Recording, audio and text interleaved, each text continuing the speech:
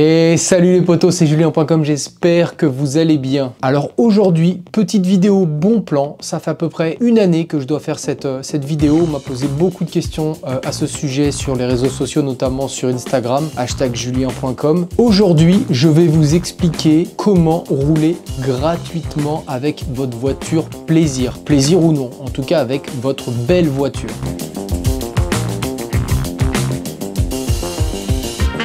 Ce que je vous présente dans cette vidéo, moi je l'ai personnellement testé, donc il y a des choses à savoir, des choses à faire attention, des points de vigilance. Néanmoins, le retour quand même est plutôt très intéressant. Je vais vous parler donc de comment gagner de l'argent avec vos voitures, que ça soit pour acheter une voiture et pour la rentabiliser, que ça soit pour rouler gratuitement avec votre voiture de sport, que ça soit pour en faire un vrai business. Aujourd'hui, il existe pas mal de possibilités, alors que ça soit du petit véhicule citadin jusqu'à la voiture sportive. Il y a tout un panel de possibilités qui permet de rentabiliser son achat sur 4 roues. Et moi, je vais vous parler spécifiquement de la location de voitures, on va dire de week-end. J'ai testé il y a maintenant un an, puisque c'était l'été dernier, de louer ma MGB. Si vous êtes des fidèles de la chaîne, vous avez pu vous apercevoir que j'ai acheté pendant quelques mois et je possédais une MGB de 1966, noire, cabriolet, magnifique. Cette voiture, je l'ai mise en loc pendant 2 mois, donc entre juillet et août, pour tester un petit peu ce business-là, pour me faire un petit peu un avis et une idée. Donc pour mettre en loc cette voiture, j'ai utilisé la plateforme qui me semblait la plus simple et la plus intuitive et la plus surtout spécifiquement dédiée aux véhicules passion. C'est la plateforme de Roadster, donc Roadster sans le E au milieu à la fin, roadster.fr. Cette plateforme vous permet de faire une annonce, de définir votre calendrier de disponibilité des voitures, de recueillir les demandes de location, de les gérer, de les valider, de les annuler, de les reporter.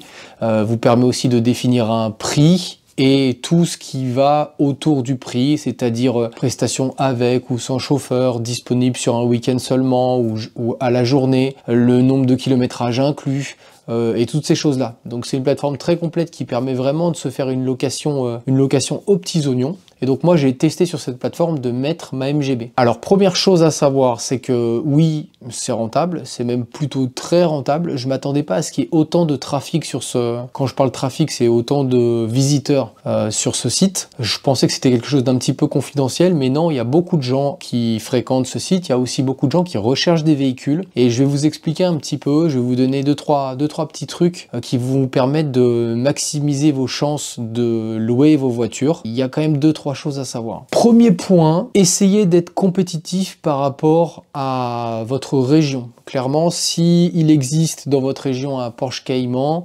regardez son prix, c'est le jeu de l'attractivité, mettez-vous légèrement en dessous et ça maximisera quand même vos chances de louer la voiture. Pareil, essayez de mettre un kilométrage assez faible, donc par exemple 100-150 km par jour, comme ça tous les kilomètres supplémentaires qui seront faits seront facturés. Il y a un type de voiture, et ça c'est un vrai tip ce que je vous donne, il y a un type de voiture qui se loue très bien sur ces sites, c'est les voitures de mariage. Les voitures passion, les voitures plaisir pour aller rouler un petit peu en montagne, c'est clair que ça se loue, encore plus quand elles sont atypiques ou exceptionnelles, mais vraiment les voitures qui se louent très bien, pour lesquelles on a une forte demande, c'est les voitures de mariage et d'événements. Moi j'en ai fait le constat, j'ai pu en discuter avec d'autres loueurs et effectivement ce qui fonctionne c'est ça. Donc si vous avez pour ambition de lancer un petit business de location en tant que particulier ou régime micro, en tout cas petite prestation, et que ça vous paye votre voiture, moi je vous conseillerais de partir sur une voiture qui pourrait plaire pour un mariage. Donc on parle un cabriolet à l'ancienne,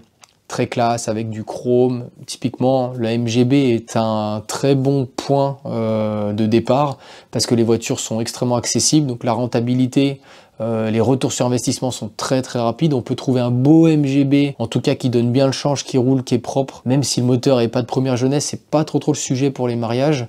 Il faut vraiment qu'il présente super bien. On peut trouver ça entre 15 et 20 000 euros. Et dans le coup, ça se rentabilise quand même sacrément rapidement. Donc cabriolet, très classe. On peut aussi parler de belles berlines, donc des belles berlines récentes ou des belles anciennes berlines, typiquement une vieille Rolls, une vieille Bentley, une vieille Jaguar, les vieilles XJ, les choses comme ça. Si elles sont classes, ça se loue très très bien. Deuxième possibilité, proposer vos prestations avec chauffeur. Bien souvent, les mariés, ils aiment bien se faire emmener depuis l'hôtel où ils sont jusqu'à la mairie et les emmener ensuite depuis la mairie jusqu'à leur lieu de réception. Donc ça, une petite prestation de chauffeur, c'est très simple, un petit costume, très classe, une berline ou un cabriolet 4 places, peu importe, en tout cas quelque chose qui présente très très bien devant le mariage, et proposer cette prestation. Donc voilà, donc après à vous de définir le prix, mais disons qu'une plus-value par exemple pour une journée comme ça, à 300, 400 euros pour 2 heures de votre temps, ça se vend très très facilement. Lors de ces phases de prépa de mariage, les futurs mariés regardent pas du tout la dépense, donc c'est pas tant le sujet du prix de la voiture, c'est plutôt le sujet de est-ce que je peux vous faire confiance pour que vous soyez devant la mairie le jour J. Et ça, moi je l'ai remarqué, il y a énormément de gens sur ces plateformes qui annulent ou qui donnent plus de nouvelles et qui prennent ça à la légère pour le coup. Et moi j'ai fait vraiment pas mal de locations rien que par le fait que j'étais réactif, j'étais bon communicant et j'étais fiable. Et ça change tout, particulièrement dans les mariages où les gens s'y prennent plusieurs mois à l'avance, où c'est booké, c'est déjà payé. Il faut que ça soit carré et il faut que vous soyez sûr que vous puissiez être là au moment, au jour J où les gens vont se marier. Ça, c'est vraiment capital. Et c'est ce qui fait aussi votre force si vous êtes réactif. Donc clairement, la location de voiture de mariage, c'est un super bon plan. Moi, en 2 mois, je vais vous mettre les impressions écran sur le téléphone. En 2 mois, j'ai fait 1600 euros de revenus en ayant vraiment des tout petits prix d'entrée. Donc j'avais mis 200 et quelques euros pour la journée de location avec un très faible kilométrage parce que la voiture coûte pas cher et je voulais que ça soit attractif. Et dans le coup, je proposais pas mal de petits extras. Je proposais de l'emmener aussi, donc je facturais en fonction du kilomètre et je louais une remorque et puis j'allais déposer la voiture parce que là, pour le coup, moi, il n'y avait pas de prestation de chauffeur. Les gens louaient la voiture et se déplaçaient après avec la voiture directement. Donc voilà, le panier moyen augmente quand même très très sensiblement et c'est pas rare de faire des prestations à 300, 400 euros. Et les voitures finalement roulent pas du tout, sont très peu utilisées, sont, je l'avoue, un poil maltraitées quand même. Ça s'est quand même assez remarqué, notamment sur la MGB parce que on est sur de la carrosserie très fragile, de la tôle très fine et j'ai 2-3 petits impacts, je pense, qui sont à attribuer aux locations. J'ai une petite rayure sur le capot arrière que j'ai pas forcément vu tout de suite et là pour le coup c'est de ma faute, j'ai mal fait l'état des lieux de sortie avec le loueur. C'était à destination du magazine GQ. Donc un magazine pour Rome, je crois, ils faisaient des photos à Chamonix dans un chalet, ils avaient besoin d'une belle voiture et ils ont foutu des top modèles habillés, enfin voilà, avec des skis sur la malle arrière et bref, ils m'ont rayé une partie de la malle, mais j'ai pas fait attention. Donc ça c'est de ma faute, j'avais qu'à être plus attentionné dans l'état des lieux de sortie. Pareil au niveau de la propreté, c'est quand même assez compliqué, surtout en mariage. Moi je vous conseille de pas trop insister sur rendre la voiture propre parce qu'ils vont passer un petit coup à l'arrache et vaut mieux qu'ils la rendent pas propre parce que vous facturez derrière des frais de nettoyage. Et les frais de nettoyage, je crois, sur le site, c'est 65 euros. Donc c'est très très rentable de passer un coup d'aspirateur. Donc bien souvent je récupérais la voiture dégueulasse, je le signalais tout simplement au site que la voiture était dégueulasse avec des photos, même à l'état des lieux. Et de cette façon, je récupérais encore du cash à côté. Donc c'est plein de petits tips de location qui font que c'est quand même super rentable. Après, quand les gens sont carrés et que les gens vous ramènent la voiture nickel, pour le coup, vous facturez uniquement la prestation pour laquelle ils ont payé et ça se passe aussi très très bien. Mais voilà, petite vigilance quand même. Attention aux voitures trop fragiles, trop sensibles, notamment d'un point de vue motorisation ou complexité de roulage. La MGB, c'était à la limite parce qu'elle avait une première non synchronisée, donc il fallait que j'explique quand même pas mal l'utilisation. Ça se passait quand même bien et les gens comprenaient parce que c'était quand même une vieille voiture. Mais attention, pareil, c'est intéressant de faire un petit manuel d'utilisation de la voiture. Moi, j'avais une capote, j'avais un soft top, j'avais la première non synchronisée, l'ouverture du coffre, les phares. Donc j'avais fait plusieurs pages, un document que je remettais avec la voiture et je leur disais, on le relisait ensemble quand ils venaient récupérer la voiture.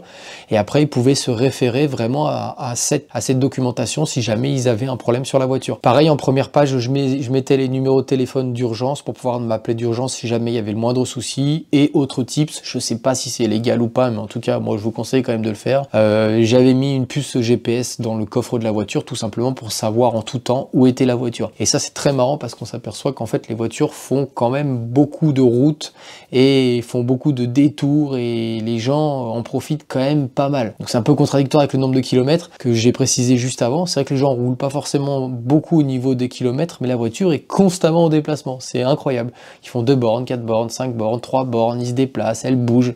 Enfin bref, je pense qu'ils doivent faire des photos, ils doivent aller voir les copains. Bref, globalement, ça se passe quand même super bien à 95% du temps. Il y a 5% du temps où, bon, si vous le sentez pas déjà d'origine, de base, dans les questions que pose le futur locataire, vous engagez pas dedans. Moi, je posais toujours la question pourquoi vous en avez besoin, et des fois c'était un peu des trucs alambiqués.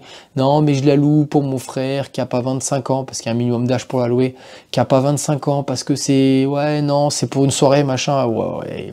Soyez vigilants, vaut mieux sécuriser, perdre une vente, c'est quand même pas plus mal. Privilégiez également les locations week-end, ça passe très bien dans les mariages. Vous leur dites en gros, je vous la dépose vendredi soir, je la récupère dimanche en fin d'après-midi, vous la louez 2 jours, même si vous la récupérez lundi, c'est pas grave, louez-la que vous la louez 2 jours au lieu de 3, mais au moins elle est vraiment louée 2 jours, donc tout le week-end on n'en parle plus, vous pouvez partir en week-end, ça se passe bien, et le lundi vous la récupérez. Donc voilà, ça c'est un petit tips. Autre voiture qui se loue quand même pas trop mal, c'est les voitures, on va dire, sportives, ou les voitures différentes.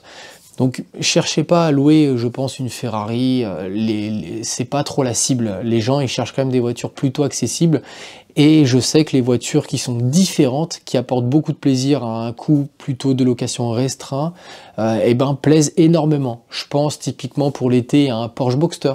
Vous prenez un Porsche Boxster qui a une belle petite couleur, qui a une belle petite finition, mais qui coûte pas très cher. Pas forcément un GTS ou quelque chose comme ça. Et ça se loue très bien, parce que dans le coup, vous avez peu d'amortissement à faire, vu que c'est un véhicule qui vous aura coûté peut-être 40 000 euros, donc vous allez peut-être le louer 400 euros par jour. Et dans le coup, ça se loue très bien. Pareil, les Lotus également se louent très bien. Les MX-5, les Fiat 124 Abarth, les cabriolets là, ça se loue très bien. Toutes ces petites choses là, plaisir pour partir un week-end par exemple dans le sud, ça se loue vraiment super bien et ça se rentabilise pour le coup assez facilement. Pour tout ce qui est voiture vraiment d'un montant un peu plus élevé, c'est-à-dire une Exige V6, une Porsche 911 assez récente, là pour le coup on est sur des locations entre 700 et 1200, 1300 euros par jour. Vous allez en faire beaucoup moins, donc voire même vous n'allez pas du tout en louer. Donc si vous la louez une fois ou 2 par an, oui ça sera déjà bien. À la limite, ce que ça pourra faire, c'est que ça pourra vous payer l'assurance. Et ça, c'est déjà pas mal. Au sujet de l'assurance, ça c'est très intéressant. C'est l'assurance de Roadster qui est Taxa ou Alliance. Il faudra que je confirme, je le mettrai en insertion de la vidéo. En fait, c'est pas votre assurance qui joue, c'est l'assurance de Roadster. Donc ça, c'est très intéressant aussi. Vous n'avez pas forcément besoin de prévenir votre assurance ou de les alerter. Pour le coup, l'assurance est gérée directement avec le site. Donc ça, c'est plutôt très intéressant. Pareil au niveau de tout ce qui est état des lieux d'entrée, état des lieux de sortie, c'est super bien fait. C'est directement sur le site. Avec le client, le loueur, enfin le locataire plutôt, on prend des photos directement de toutes les phases de la voiture, on met des inscriptions, on s'accorde sur le kilométrage qui est indiqué sur la voiture, tout le monde signe et contre-signe, et ça se passe très bien. Et l'état de lieu de sortie, c'est pareil, c'est factuel, c'est concret, et si jamais il y a un litige, il a qu'à pas signer, c'est pas grave, faut pas s'embrouiller, faut pas s'énerver. Dans tous les cas, si les torts sont justifiés, c'est très simple à justifier. La voiture est dégueulasse, c'est dégueulasse, la voiture elle a plus de kilomètres, elle a plus de kilomètres. La personne est revenue trop tard par rapport à l'heure qu'on avait définie, ça arrive souvent, c'est très fréquent. Donc soyez flexible, hein. À 1 heure, 2 heures près, c'est bon, mais quand le gars le ramène 6 heures après, moi ça m'est déjà arrivé une fois. Bon bah là, ça vaut pas le coup de s'énerver, vous le marquez, il veut pas le signer, vous dites c'est pas grave, et vous faites un litige directement sur Roadster. Roadster statue très vite, et si c'est justifié, il est directement prélevé, puisque dans tous les cas, il a déposé une caution. Donc là-dessus, vous serez pas lésé, ça c'est à savoir.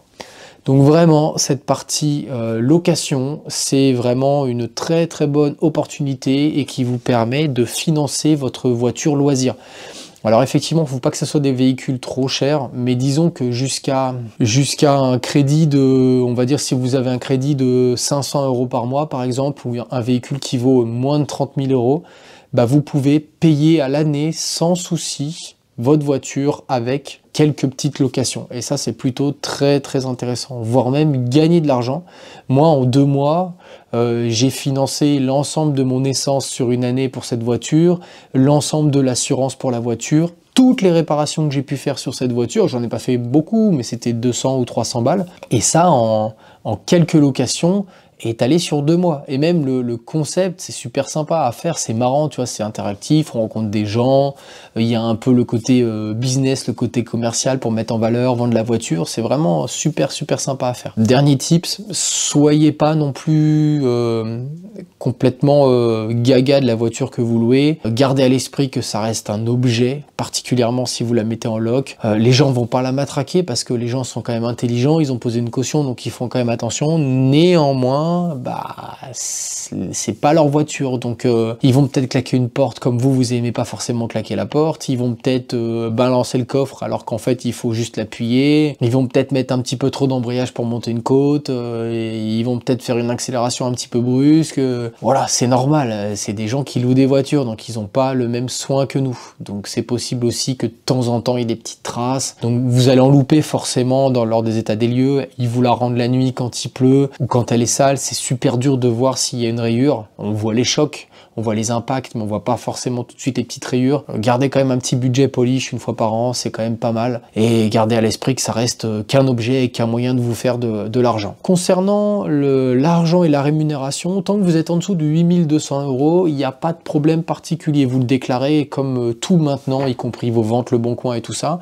Vous êtes tenu de les déclarer sur vos impôts. Donc ça, il n'y a pas de problème. En dessous de 8000, vous les déclarez tranquillement et vous allez payer une toute petite partie là-dessus avec un abattement, je crois que c'est autour des 3000 €. Vous allez payer une petite partie, mais ça restera encore extrêmement rentable. Au-dessus de 8000 €, c'est intéressant, jusqu'à 72 000 €, 72 000 €, c'est intéressant de d'avoir une auto-entreprise. Comme ça, vous payez un abattement forfaitaire, genre 23% directement de vos revenus, et au moins tout est payé et le reste c'est dans votre poche. Donc ça, c'est super intéressant aussi. Puis au-delà, après de 72 000 €, il faut monter des sociétés un peu plus costauds, en tout cas une vraie société, quoi.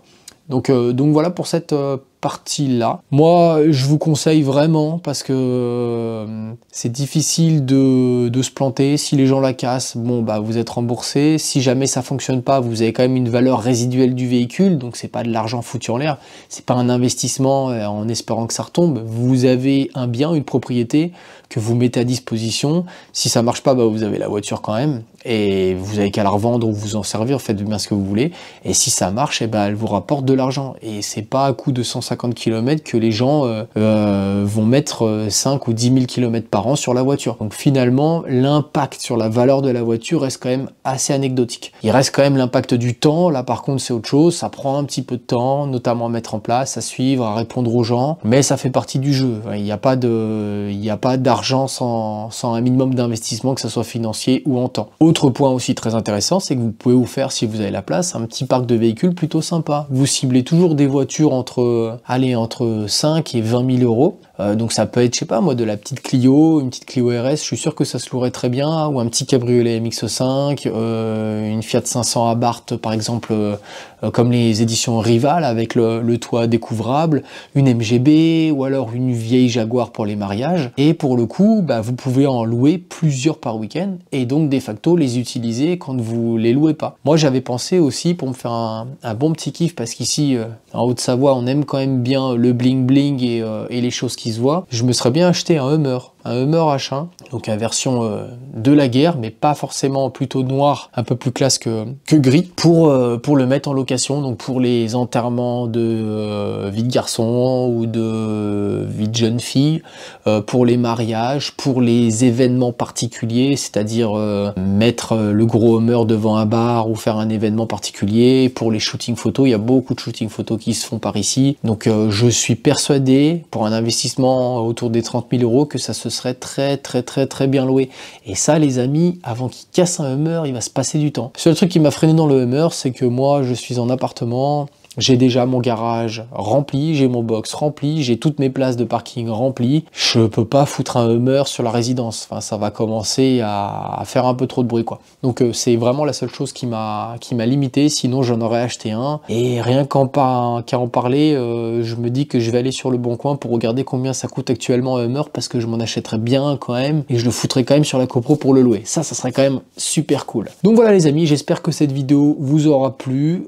Si vous avez des questions concernant la location, des interrogations particulières, ou alors peut-être si vous voulez me demander mon avis par rapport à la voiture que vous voulez mettre en loc ou le mode de gestion que vous voulez définir, n'hésitez pas à me laisser un message en commentaire, j'y répondrai avec grand plaisir. Mais sincèrement, pour nous passionnés de bagnole, je pense qu'il y a vraiment un petit truc à faire sur ce marché de la location. C'est très très intéressant et ça peut vous permettre de rouler gratos. Ça c'est quand même cool. Je vous dis à la prochaine. Allez, ciao.